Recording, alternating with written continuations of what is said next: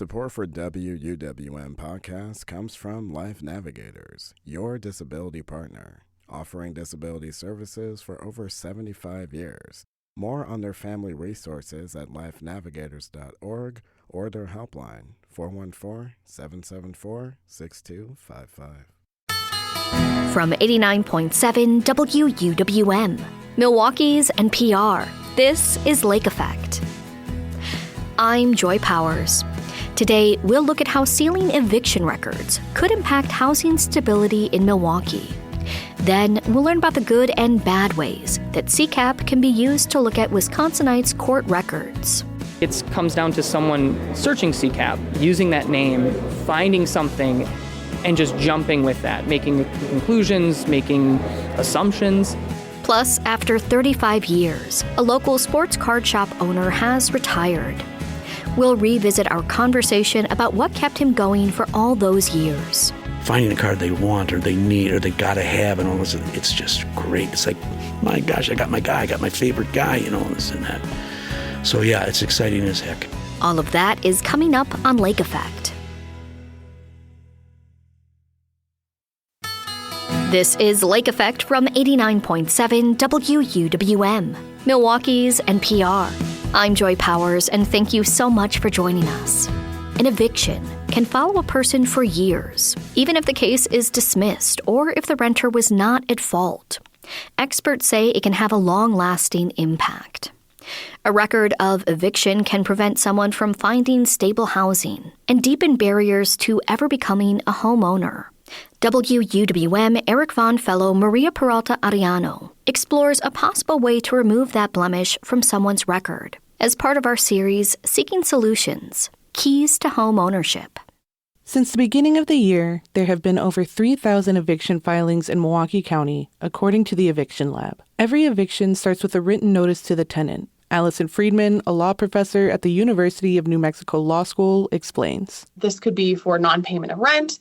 It could be for a lease violation. It could be for some other substantial violation. Or in most states, there's something called no-cause eviction, which means that a landlord can provide a tenant with generally 30 days notice for any reason or no reason, as long as it's not a legally discriminatory reason, and evict the tenant just because they want, to have the property back. In Milwaukee, eviction notices are typically 5, 14, and 28-day notices for unpaid, partial, late rent, or if the house has been deemed a nuisance. If the tenant remains, the landlord can then file for a court hearing. If the judge rules that a tenant can be evicted, a judgment is made and the eviction is official. Nick Toman is the senior housing attorney for the Legal Aid Society of Milwaukee. He says limited affordable housing options often place renters in a tough spot. If a tenant has a landlord who's not fixing the property and the property's not up to code, the economics perspective is, the tenant should move. The tenant finds a better landlord who is going to fix the property. Nobody's going to rent from this bad landlord because they don't fix the property. But Toman says that it often isn't that easy. People don't feel that they have the ability to move simply because their landlord isn't fixing the conditions problems. So they often will remain in the property even though it's dilapidated. And then it may come to a head when they don't pay their rent because they've had to cover expenses caused by a lack of repairs, needing to cook food somewhere else because they don't have a working stove, or shower somewhere because they don't have running water, stay in a hotel because they don't have heat. And then once the tenant makes that decision to reasonably take care of themselves and stay safe by going to a hotel, if they fall behind on the rent, the landlord files an eviction, and there's not really a good process in place for determining what the right amount of rent is in those circumstances until it gets to eviction court. Having a filing on record then makes it even more difficult to find stable housing. A tenant with an eviction in their history, even if it is not really any fault of their own, is going to mean that their landlord's going to take a pass on them, probably, if there's other tenants out there who are applying who cleaner rental history. One part of the problem is that most landlords use third-party tenant screening agencies. Friedman says the agencies only tell prospective landlords that someone has an eviction filing on their record. They don't know if a case was dismissed. They have no idea if a tenant won the case. They don't know if the tenant stayed in the home. So it doesn't matter whether or not you actually win or lose your case. If you are ever taken to an eviction court as a tenant, you get branded with what we often call in academics as the Scarlet E. In Wisconsin, once an eviction is filed, it can stay on a person's record for 2 years if the case is dismissed, or 10 years if the tenant is evicted. The Legal Aid Society of Milwaukee runs eviction sealing clinics.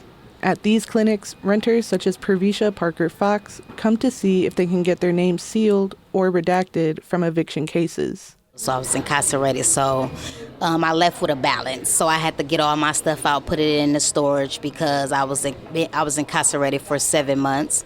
So my people had to move all my stuff out. And when I got out of being incarceration, I noticed that I had an eviction on my name for leaving with a balance, which I didn't have a choice. Parker Fox has been trying to navigate life with an eviction on her record since 2024.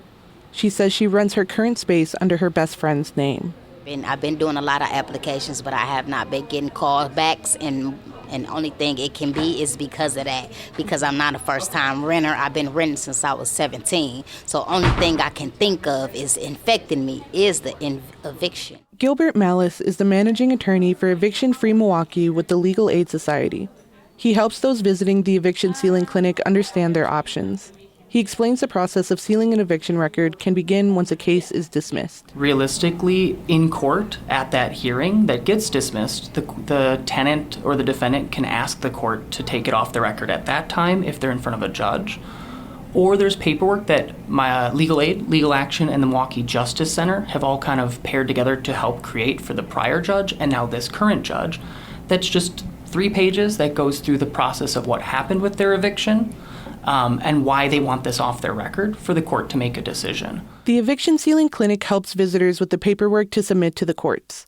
And it gives the landlord and the plaintiff up to 2 weeks for the court to review that and for any input that they have.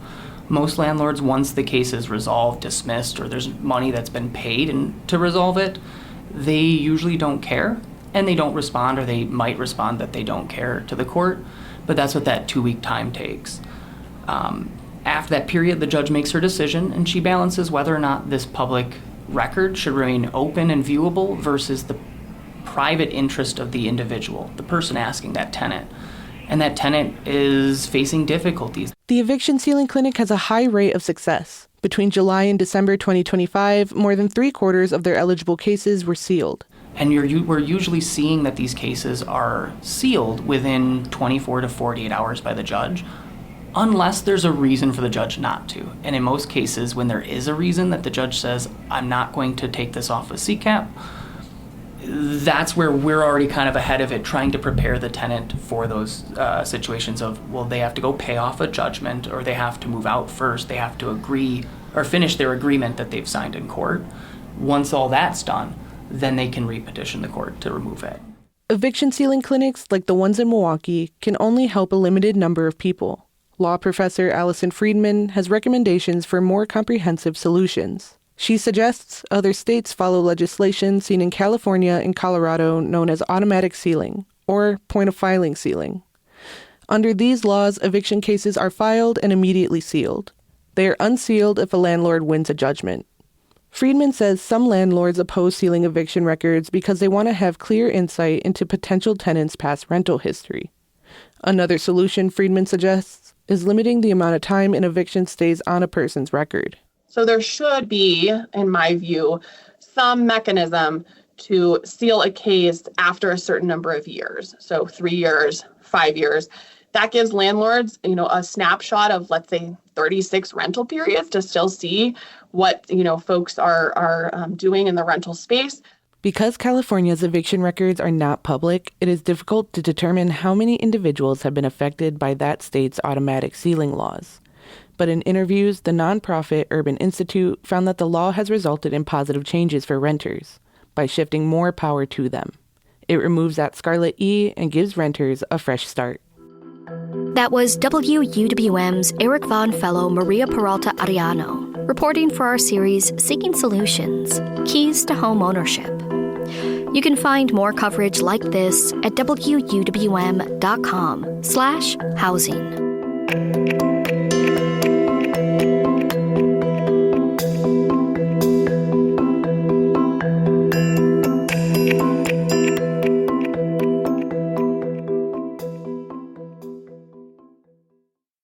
Wisconsinites have access to a variety of public records and the ability to file open records requests.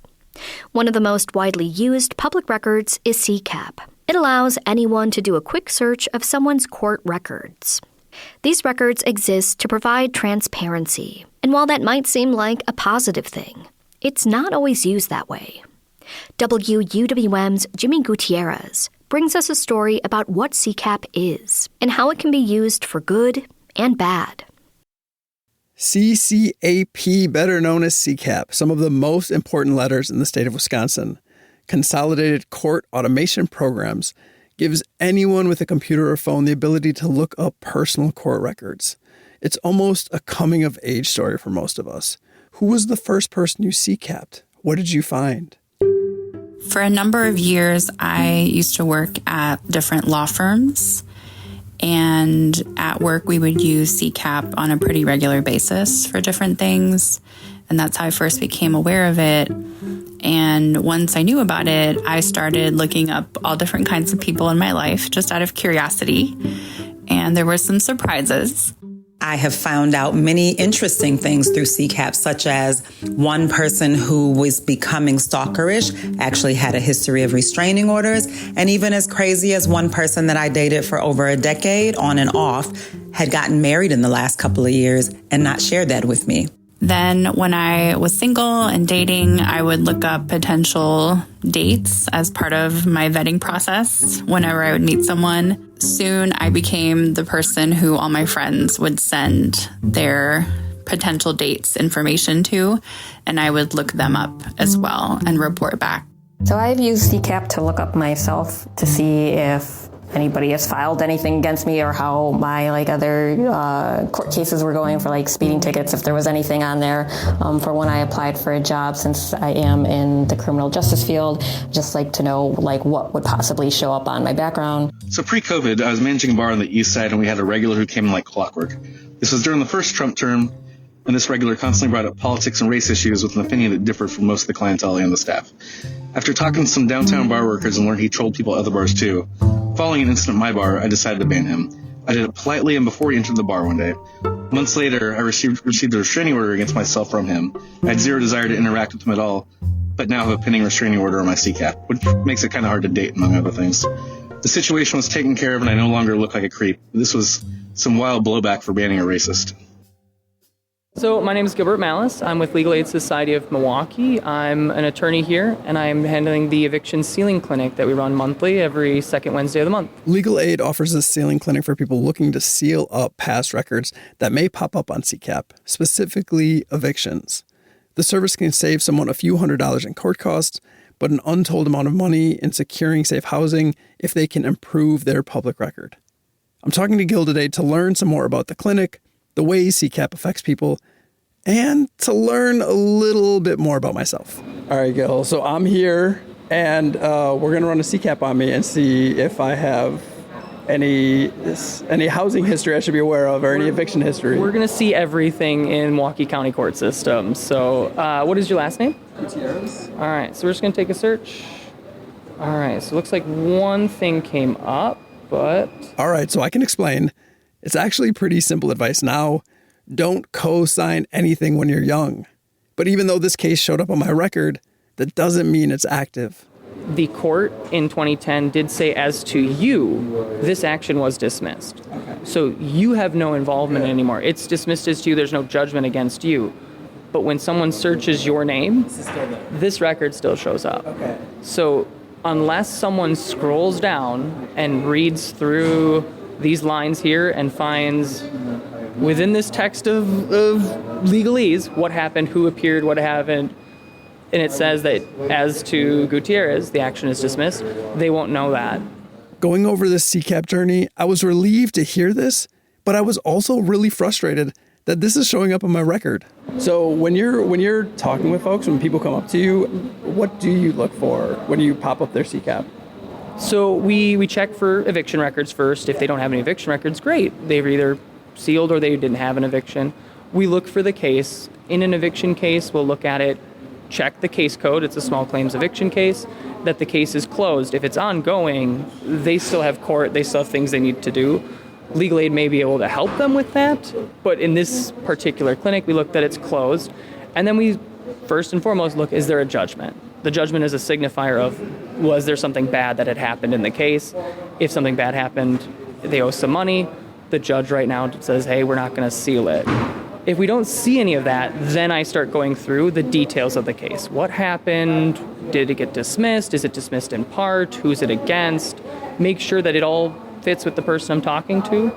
And when I can confirm that the case is dismissed, I can confirm that the person didn't have an eviction granted against them, they weren't removed from their home, they had an agreement maybe. Did they complete that agreement?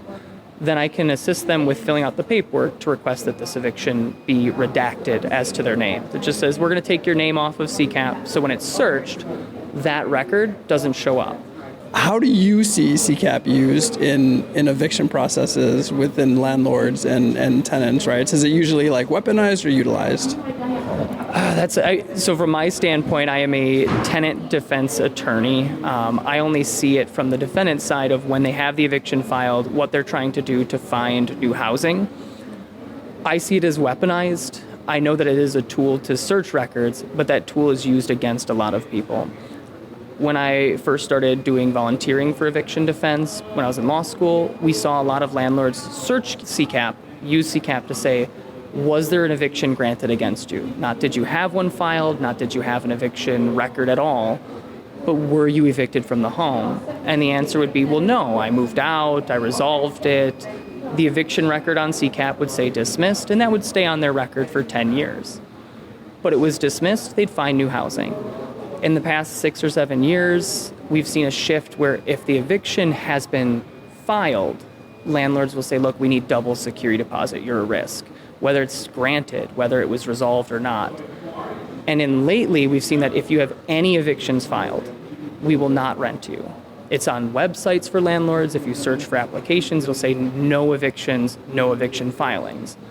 So we get a lot of people saying, look, I have these old evictions, they're on my record, they were dismissed, I've had payment plans, I've resolved them, but it's still impacting my ability to find housing.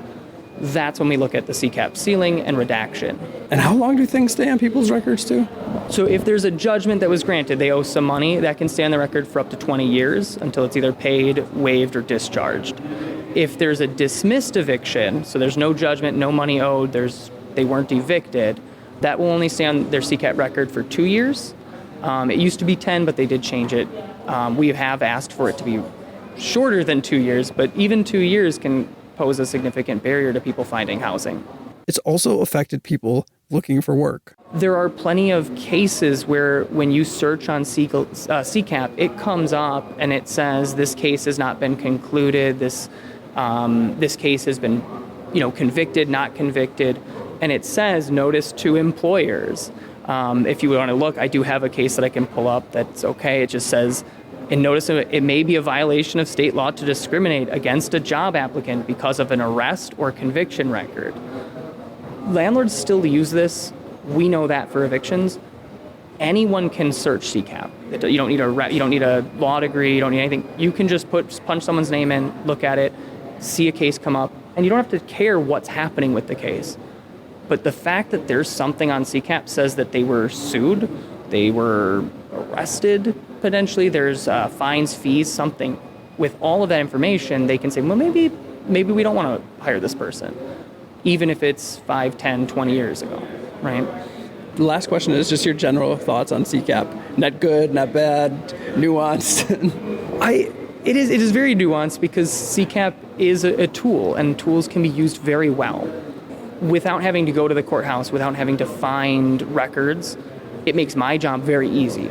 I get to just sit behind a laptop, and when someone comes to me and say, hey, I'm looking for help on this, I can pull it up and get a general understanding of what's going on. But then when they have personal questions about, well, what happened at this date, this time, what does this document say? I can't I can't review that without going to the courthouse. So there's the good, the bad.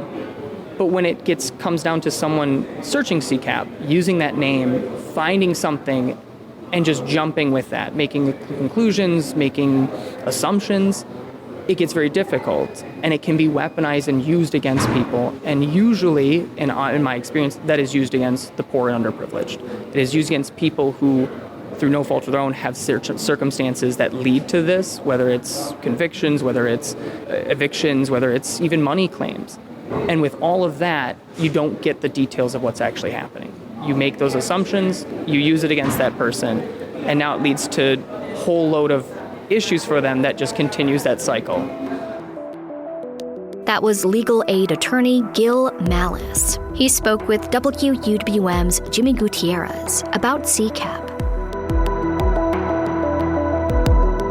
If you need some flexibility for when you listen, you can listen to Lake Effect on demand. Find it as a podcast wherever you like to listen, to download and enjoy on the go.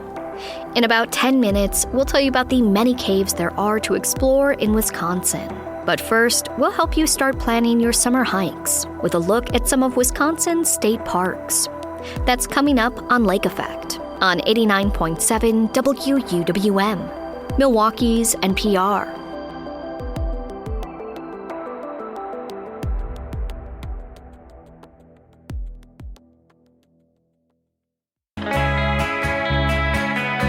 You're listening to Lake Effect on 89.7 WUWM. I'm Joy Powers. From the Driftless region to the North Woods to the Door County Peninsula, the Wisconsin State Park System encompasses 50 parks. The DNR manages 1.2 million acres of recreation areas as part of this system, including state forests, trails, and campsites. With so many to explore, where do you even start? Freelance writer Allie Waters has plenty of suggestions to help you start planning. She shares them with Lake Effect's Audrey Nowakowski. There are 50 Wisconsin state parks, so how many have you personally traveled to so far, and how did you get into the outdoors and all the activities that this can encompass? I have always had a love for the state parks. And as a child, my family, we all used to kind of pile into our minivans and we would go to different destinations around Wisconsin. And some of the ones that I really have a fond memory for are going to like Devil's Lake State Park. And we went to the Elroy Sparta Trail. We went to the Peninsula State Park. And that was kind of my first introduction to it, was doing these family camping trips, hiking around the town, playing with my cousins. I have now been to 20 state parks, and I would love to get to them all over the course of my lifetime, but it's hard because I keep returning to so many of my favorites, but I try to squeeze in a few new ones each year. Well, I totally understand going back to the favorites, and your core memories are right along the line with my family camping trips. So whether people are exploring new parks or going back to old favorites, there truly is something for everyone, including those looking for different kinds of geography. So can you explain a bit of like the variety that people have access to within our state? Yeah, so I broke this up in all sorts of different ways. We have the ones that are close to home. We have a section called The Bluffs Are Calling, which is all about our rocky geological state parks that have these interesting bluffs that you can climb to the top of and get these remarkable overlooks, often of the Mississippi River. We have parks that feature waterfalls that are absolutely stunning, and we kind of get into the different kinds of waterfalls we get, the really tall, skinny ones, the short, wide ones that you can walk right up to. We have parks that are along what we call the Fresh Coast. That's Lake Michigan. So we get to see these like massive sweeping views and these picturesque beaches. But then we also have a section we call it Lakes That Are Still Pretty Great, which is all about our inland lakes. And then, of course, there's rivers, there's woodsy parks, and we also have a section all about the parks that are for the history books, the ones that feature a lot of our state heritage and where we came from before. So many great things and, lots to choose from with 50, right? But I want to start with what's close to home, which you categorize as just within 1 hour's drive of Milwaukee, which is great. And let's start with Harrington Beach. And I will say I went there a ton during COVID, even if it was just for a little day walk. Well, that's the great thing is anyone who lives in the state of Wisconsin is probably pretty close to at least one state park that they can get to. More likely, they're close to a few. And so Harrington Beach is it's this great state park. It's on the sandy stretch of Lake Michigan, but it also has this really unique history to it. It preserves this old historic Wisconsin quarry town. So there's this big, like crystal clear quarry lake that you can walk around and you can peer into this 45-foot pit because the water is so clear and get a good look at it. Yeah, and lots of good camping sites as well that are kind of more in the prairie land if you want it, or you can hear the lake even too. So Harrington's a great place to start. And if people want to take a trip just a bit further up 43 North, there's Kohler Andre State Park. Kohler Andre is fantastic. It's actually my most recent state park, the newest one that I've seen. I visited it while I was writing this package. And what's so cool about it is it's actually two parks kind of for the price of one. The park combines Terry Andre and John Michael Kohler State Park. And the big draw to this park is that it has a cord walk, which is a lot like a boardwalk, except instead of walking over water, you're walking over sand. And you get to see these really delicate sand dunes and how beautiful they are. The last time I was there, I saw sandhill cranes, but a lot of people get really excited because they get to see deer prancing around the dunes. Certainly a very picturesque park. Up next for within an hour of Milwaukee is Astalan State Park. Astalan it's a super important archaeological site for the state of Wisconsin. It preserves this ancient late woodland Native American village that was around roughly between the 11th and 13th centuries. So that is just super old. In 1919, they did this massive excavation of the area and uncovered a lot of the original settlement. So when you're there, you go into the visitor center and you can get this trail guide that will show you the history of this park, and you can walk around and do your own little self-guided tour, which is very cool. I mean, there's so much history in a lot of the parks that you wrote about. It's something I hadn't considered and reasons to pick a new park, but I love that. And we're going to go outside of our little hour outside of Milwaukee path here, and we're going to go over a few of what are off the beaten path. And since COVID, camping obviously has gotten very popular, even into what we typically see as the off-season. But you spoke with an expert to find some lesser-known features, right? Yeah, so I love our off the beaten path section because what it does is it takes our three most popular state parks, Devil's Lake State Park, Peninsula State Park, and Governor Dodge State Park. Those are the parks that draw the most visitors. And we talked to an expert within the Wisconsin DNR, Sarah Bernasky, and I asked her, if you're going to these big parks and you want to kind of skirt the crowds, where should you go? And she gave us some great advice. At Peninsula State Park, she talks about the fact that they do these great theater shows within the park where you can go and catch a show, and these shows usually are about local connections. One of them is called The Fisherman's Daughter, and that one tells the story of two sisters in early Fish Creek who are dealing with what happens when the land that they live on gets turned into Peninsula State Park. And then Governor Dodge State Park, she offers up this great trail that actually leads you to a cave, and she makes a point to recommend that you should bring your flashlight so that you can see inside. Yeah, a cave exploration sounds like a ton of fun and something different to do while you're hiking. And let's go to the Chain of Lakes area of Waupaca, Wisconsin, to Hartman Creek State Park next. Yes, I remember the first time I went to Hartman Creek State Park. I had no idea what I was stepping into, and it has since become one of my absolute favorites. What it is it's part of the Chain of Lakes, which means these lakes, which are all spring-fed, are all interconnected. And so what you can do is you can rent a kayak, or you can bring your own, or a paddleboard, or a canoe, or whatever suits you. And you can basically do a little paddle trail through these different springs. And the real finale is if you end at Marl Lake. This lake is an unbelievably, like almost surreal, crystal clear blue lake that when you see it, you'll realize how spectacular it is. And so after you've worked up your sweat from paddling, you can jump in and take a dip, and you'll see tons of people just floating in their life preservers or swimming free and having a ton of fun taking a break from their boating. I love the picture that you put there in my head. So we've been talking about a number of different state parks, but I want to give some love and a shout out to our first state park ever, and it's called Interstate Park. Can you share a bit more about the history there?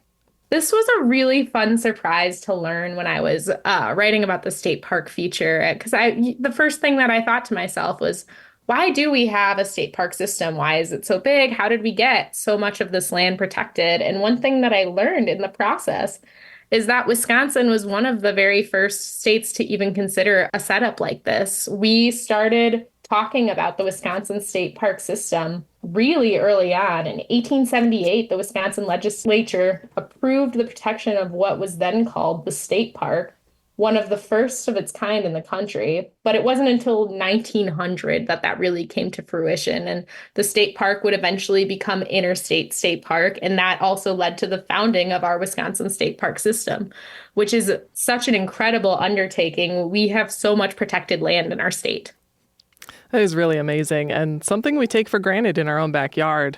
And hopefully with this guide, it's a good starting point for people to get out, whether they're regular campers or just want to find something new in a day trip. But I want to end our conversation with one of your all-time favorite state parks, which is Rock Island. So why is this one of your tried and trues?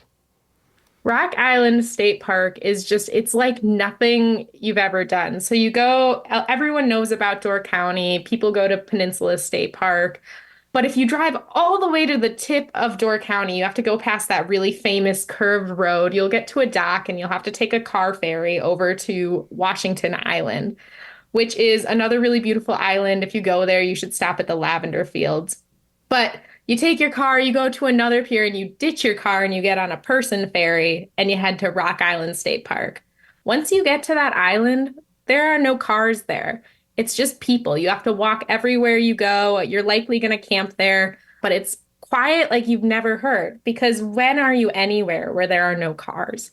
And it's just super beautiful and spectacular. You can hike the whole park in a day, but it still feels remarkably big. But you get to experience the whole thing very well. It's a wonderful park. I highly recommend it. I'll have to add that to my list. Well, Allie, thank you so much for joining me today to talk about some of the gems in our state park system. All right. Thank you for having me, Audrey. It was great talking about them. Allie Waters is a freelance writer. She spoke with Lake Effect's Audrey Nowakowski in 2024.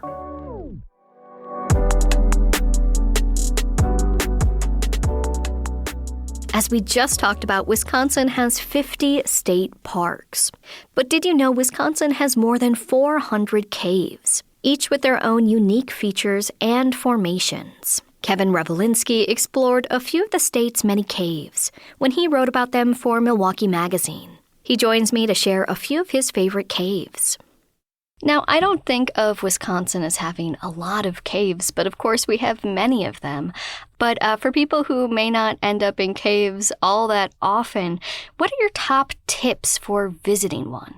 You have to dress for a cold temperature, first off. It's usually somewhere in the 50s underground. It doesn't matter the season. It's going to be in the 50s. So that's kind of neat. But in the middle of the summer, you're going to want to have pants and a jacket. And a lot of them are wet. They drip on you. So you might want to take that into consideration. Most of the ones that people visit are commercial caves. So they've got stairs and railings for some of the trickier parts. So you're not crawling around like, I guess a true spelunking adventure. But you probably don't want to wear clothes that might get dirty because you can brush up against things. But there's also the matter of the white nose syndrome for the bats. So some of the caves may have warnings about, after you've been in the cave, you should make sure that your clothes and boots are completely clean so that you don't spread it and you don't bring it to the next cave. That's kind of an unusual tip now in recent years, since that disease has kind of devastated the bat population. Sure. So let's get into this list of caves. We have the first one on here, one probably most people know about, Cave of the Mounds. What makes this so popular? Its accessibility it's very beautiful. It's easy to get to off the highway near Blue Mounds. It's a national landmark, as a matter of fact, and it's about 750 feet in. And like I said, you don't have to crawl around in these kind of caves. So it's nice to be able to take kids in there without worrying about somebody falling down a hole or something. Some of the colors there are unusual, and that's the effect of special bacteria that leave stains on the rock. So that's, I think the attractiveness of that particular cave. Now, the second cave I've actually heard of as well. I will say in my mind's eye, this is like a cave made of glass, but I know that that's not accurate. It is called Crystal Cave, and it is, in fact, the longest cave in the state. Yeah, they claim that at about 1 mile. It's deeper underground than Cave of the Mounds, maybe almost double. And it has crystals in there that quartz kind of crystals, sugar-like kind of formations that are on the wall, and that's where it got its name. It's also a destination in itself because it has a lot of activities above ground. The caves want to keep people coming back and entertain the kids, so they have things like mini golf there and some trails and such. Now, the next one we're going to look at, it's in, I believe, the Driftless region of Wisconsin. If you haven't been there, you should really check it out. It is oddly very un-Wisconsin-like for a part of Wisconsin. That's an odd thing to say, but it is also home to Eagle Cave. Yeah, and to be clear, I think all 3 of the ones that I'm thinking of here that we named are in the Driftless area. Those are places that didn't get run over by glaciers. Part of the reason these things still exist, I suppose. But yeah, Eagle Cave has translucent rocks, so it's called onyx. I always thought that was something that was just typically black. I don't know where I got that. I guess there is a black onyx, but the minerals allow the light to get through, and it looks a little bit like agates. It's another old cave, show cave or commercial cave. It's been around for a long time. This is unusual in that a lot of kids have camped in it. So you get groups like Boy Scout groups or school groups, Girl Scouts, that go there and camp for the night underground, which, some might find that an awesome adventure. Others might think, ew, cold and damp. But I think as a kid, it's got to be a real treat. For sure. Now, I believe the next couple of caves that we're going to look at, they're actually, I think, both chains of caves and in a slightly different part of the state. We'll start with Maribel Caves. It's a chain of caves that you can explore. As someone with limited cave experience, it's hard for me to conceptualize what that looks like. Can you explain kind of how a chain of caves work? Sure. They form typically from water dissolving minerals, and it depends on the layout of those minerals, how those caves would be shaped and the amount of water that flows through them. So essentially, you've got multiple entries in the case of Maribel. And this is kind of I like to think of it as a public cave in process. It's not entirely open to the public. You can't just walk up and go into all of it. You can in some places. Other parts of the system have gates over them, so you need to go to the county park website and schedule an appointment where volunteers will guide you into these caves. But this is going to be something where you're probably going to get dirty and you might do a little crawling around. I've seen that they take volunteers on certain days to go in and clear some of the rubble out, because parts of the caves were actually filled with glacial till after the ice age. So they're removing that rock to see just how big these caves are. So that, I think, kind of exciting. Very different from, just walking up, paying a few dollars and going down in a cave with steps. Sure. Now, when you say glacial till, what does that mean? That's the rubble and sand and deposits left behind by the last retreat of the glaciers. I never liked the word retreat. It sounded like it literally moved backwards, but it was melting. And all that runoff was leaving sediments here and there throughout the state, which is called drift. And that's why we say driftless area. That's the area that didn't have any of those melting glaciers. Now, the Maribel Caves are in a different part than the driftless region. Is that right? Yeah, it's over by Manitowoc, so not far off of Lake Michigan there. So hence the glacial till. Yeah, exactly. And it's also part of the Niagara Escarpment, and that's kind of an unusual geological formation that stretches from Wisconsin all the way to Niagara Falls, thus the name Niagara. And what it is some very hard rock like dolomite that was underlaid with a softer rock. And so what happens with this large expanse of rock is the underside of it erodes at the edges and undercuts that hard rock, which then kind of cracks off and erodes that way. So you get these cliff edges. A lot of Door County is like that. And you can see like Ledge View in some places up and around Green Bay area where you can actually see it off the highway. You see a ridge that's stretching along as you're driving. So the final cave that we'll look at is, again, in another part of the state. It's in Door County, and it's called Cave Point. Right. And as I just said with the escarpment, this is another example of that type of rock. This county park is actually nestled into Whitefish Dunes State Park. When you go there, you can see that the lake has carved out, eroded underneath that harder rock. And so you've got all these caves alongside the water that the waves can roll into and kind of make a little thundering sound or throw up jets of water through little cracks in the rock. Very similar. It's different rock, I think, than the Apostle Islands. That's more sandstone, but similar in terms of the formation of it. But yeah, this is just right out. You just pull right up to it, and there's a parking area, and you can walk to the edge and look down over those caves. Paddlers will go on excursions along the shoreline and kind of duck into those as well. They're not very deep, as I said, with all the caves not necessarily being 100, 200, 900 feet underground. These get daylight, especially when the sun rises. They're facing east, so kind of a neat area. Lights up the water, and you can look down. And it's the crystal green water and the waves rolling into those caves. It's quite extraordinary.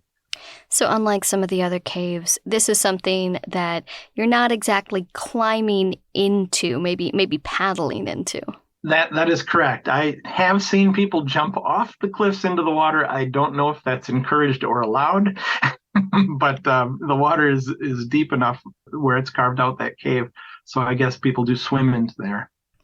All right. Well, Kevin, thank you so much for joining us here on Lake Effect and sharing all of these fun caves to explore. Hopefully some of our listeners will head out and check out some parts of the state they may not have seen before. Yeah, that's great. Thanks for having me on. Kevin Revolinsky is a local writer. He wrote about Wisconsin's caves for Milwaukee Magazine in 2024, which is when we spoke. Still to come, we'll talk with a sports card shop owner who recently retired after 35 years in business in Milwaukee. That's next on Lake Effect on 89.7 WUWM, Milwaukee's NPR.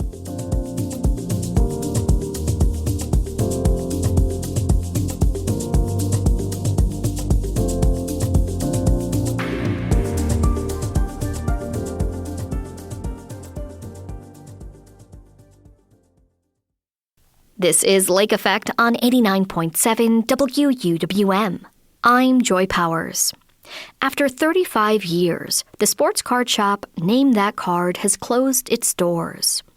Rick Demore started it so local collectors could have a place to sell, browse, or consign sports cards. He retired at the beginning of the year. Lake Effect's Excret Nunez visited the store in 2024 and spoke to Demore about his passion for sports and collecting cards. What inspired you or encouraged you to open up a sports card shop? Actually, I've been collecting cards since the 50s. I'm very old, okay? And I was one of the lucky guys whose parents never threw them away. So I had them all my life. I've loved it all my life. There was a gap there after you go to, you're in high school. That's not cool anymore, but I would still buy one pack to see what they looked like that year. And then high school you finish, and then, you go to college and went in the military, and then I got married, okay, and all these years, maybe a good span till about 75, okay, when I settled back down and saw them probably one day in the basement and said, whoa, I love this stuff. I got to see what they look like now. Well, that was it. I bought one pack. Before I know it, I bought a case. Before I know it, every year I was buying cases, and I was hooked. And there were card shows and there were card stores in those days, but very limited, very limited. So it was like a real neat reawakening for me, okay? I just went nuts with it. And when I did leave the corporate world, I had to figure out what I was going to do, like I said, when I grew up. And I kind of wanted to have my own thing. So I looked around and then this jumped out. it was the early 90s, and stores were booming, okay? And I did a lot of homework. I was a real anal guy, so I took the telephone book and plotted every sports card shop in Milwaukee at the time, okay? There were 47 of them. Went to visit about 90% of them. I talked with all of them. How'd you do this? And I'm so-and-so, I'm coming into the thing. Oh, good, And it was a real tight group in those days. And the one question that I asked that they all answered almost the same. So you do make profit? Yeah, I use that to pay your bills and stuff. No, I buy the old stuff with that. And I thought to myself, wow, I've got the old stuff. Maybe this is good. And it worked out well for a lot of years. No, there's been a lot of ups and downs in 30 years. I was probably ready to quit 4 or 5 times, okay? But always something. I've always been very fortunate. Something has come up and kept me going.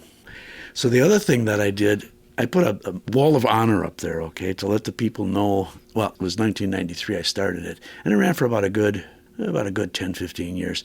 I had a Polaroid one-shot, okay? And you could just take them, boom, get the picture right away. It was awesome, right? Well, anytime anyone got a good card, and a good card in a box of packs is a card that has either an autograph on it or a piece of the guy's jersey, the person's jersey, right? And those were scarce in those days, okay? So if you got one of those, whoa, it was really cool. I'd take your picture, put it up on the wall. So it was 2 birds with 1 stone. Number one, let's go to Mr. Rick's and we'll check out the wall here. My picture's up there. That's one thing. The other thing is, you could get the good stuff here. So it was a godsend. It was just another, I use that not too loosely because I'm very proud of it and happy for it and very grateful for it. Do you have any cards that mean a lot to you? Maybe it's not like the most expensive or anything like that, but do you have any cards that mean a lot to you? Yeah, over the years, I've collected a ton of cards. My favorite, though, is one of my favorite ball players. I got to meet him when I was in 8th grade. His name was Eddie Matthews. He was the third baseman for the Milwaukee Braves. Well, I grew up, like the kids today are going with the Brewers and seeing the Brewers. I grew up with the Milwaukee Braves. Okay, they started here in '53. My best friend was the visiting clubhouse bat boy for the Braves. So he and I are sitting at the corner one day, and all of a sudden I hear beep, beep. I turn around, here's a red Chevy convertible, tops down, and it's Eddie Matthews. Wow, are you kidding? I start to make out for the road, and I almost get hit by a car. I jump back. He pulls over, screeches his car, pulls over and comes out, and he's just giving me holy blazes, okay? And I'm thinking, this is the greatest day of my life. Are you kidding me? I'm getting dissed by Eddie Matthews, okay? Over the years, I was able to meet him then through my friend, and I just did all my homework about him. I have his rookie card, and I keep it in a safe, okay? Wow. It's from 1952. That's the same year Mickey Mantle's rookie card came out, which just sold recently for $12.6 million. Eddie's isn't that expensive, okay, but Eddie's, it's an expensive card, and I just keep it off-site. How large of a collection would you say you have in numbers, and how far back in time does your collection go? Those are really good questions. It's millions of cards, okay, and it goes back to the early 50s. However, the pandemic was my best and worst time, okay? It was my best year in 30 years. The main pandemic year, okay? Because people didn't have access to stuff and they were wanting to spend their money and buy cards. I pretty much sold 90% of my favorite cards that I was never going to sell just to stay alive. And then you got to take care of them, okay? Because any little ding, any crease, this expensive card just goes right down the sewer. It takes away a lot of the value. The ones that are really, really old, they're excused. They're grandfathered in. I mean, you get an old 1935 card of Babe Ruth, it's not going to be $20,000, but it'll still be a lot of money. So my last question is, why should someone consider getting into collecting or trading cards? It's a personal thing. Like any other hobby or collectible type of thing, there's people that collect matches. There's people that collect coins. There's, why would they get into those? I can't tell you why, but I'd say some of the reasons why people do it are because they love the sports. Yeah, there's an investment aspect going on right now. I mean, there's nothing, this is like a lottery. When you buy a pack of cards, you can get a card that's, it's crazy. You can get a card that's worth $20, $50, $1,000. So it's like a lottery. It really is. And that's why collecting cards to this day, open up a pack. Not many things greater in this business, I'll tell you that. I've had very good fortune with that kind of stuff where I've been able to pull those open. And so if people hear, that's what that wall up there is all about. They found a good card, and at the time that was a big deal, okay? But the greatest thing for me right now is to see the young people and the way their eyes get so big. And other kids that come in, of course the thing getting free cards is one thing, but finding a card they want or they need or they got to have and all this, it's just great. It's like growing up when I was a kid. That's what we looked for, My gosh, I got my guy, I got my favorite guy, and this and that. So yeah, it's exciting as heck. To this day, I wish I still had a Polaroid one shot. I really would. This whole building would be, covered with shots. I enjoy the heck out of it. But I cater to the kids right now. That's my main thing. And yeah, I'm not, going to rent or go on a cruise ship next week, but I have fun with what I do. Well, Rick, thank you so much for taking the time to speak with me today and sharing so many stories with me. You're more than welcome.